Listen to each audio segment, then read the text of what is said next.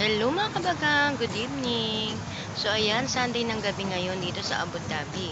At dahil mahabang aking pahinga, ay kailangan kong bumangon ngayon para pumunta sa ating friend, sa isa kong kaibigan dahil nagpabila ko sa kanya ng pang-ulam at pang-baon na rin. So ayan, dito ako pupunta ngayon sa bus stop kasi magbabas na lang ako kasi wala akong lakas maglakad. Masama talaga yung pakiramdam ko mga kabagang.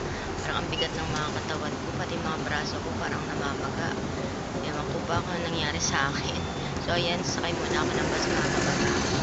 At ayan nga, after niya nakababa na tayo. Pupunta nga pala ako dito sa lagay ng bus card kasi wala nang laman yung bus card ko. Kailangan ko kasi yan para 'pag gusto ko na umuwi ng mas maaga from school, bumabiyahe na ako ng Baladiyya. At dahil nga walang barya ang aking dala, kailangan kong bumili dito sa tindahan para magpabarya kasi yung bus card dun, yung bus card machine, hindi siya natanggap ng papel ngayon, siguro puno na kaya kailangan natin ng coins. At ayan nga, naglibot-libot dito ako sa Manila Supermarket. Ang dami nga nilang mga Pinoy food, pero syempre yung importante lang ang binili ko. At yun ay ang hit-hit. So ayan, syempre dito sa abroad kailangan natin yan dahil sa ating mga kasukasuan, yung mga sakit-sakit sa katawan. Ayan o, 'di ba? Yan talaga yung aking pinunta doon. Dahil yan ay importante kasi medyo masakit yung likod ko, hindi kinakain ng salopa. Kaya yan, ita-try ko yan sana effective mga kabagang.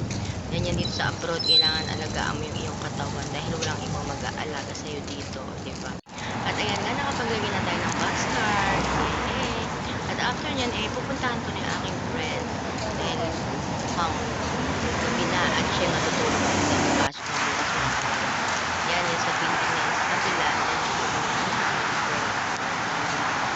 So ayan, naglalakad na ako para tumawid sa signal mga kabagang.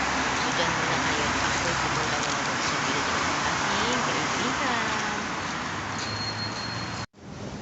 At ayan nga, nandito na tayo sa building ng aking kaibigan mga kabagang. Pero waiting ko na lang siya dito sa baba kasi ayoko na umakyat sa kanila. Ang hirap kasi umakyat sa elevator nila.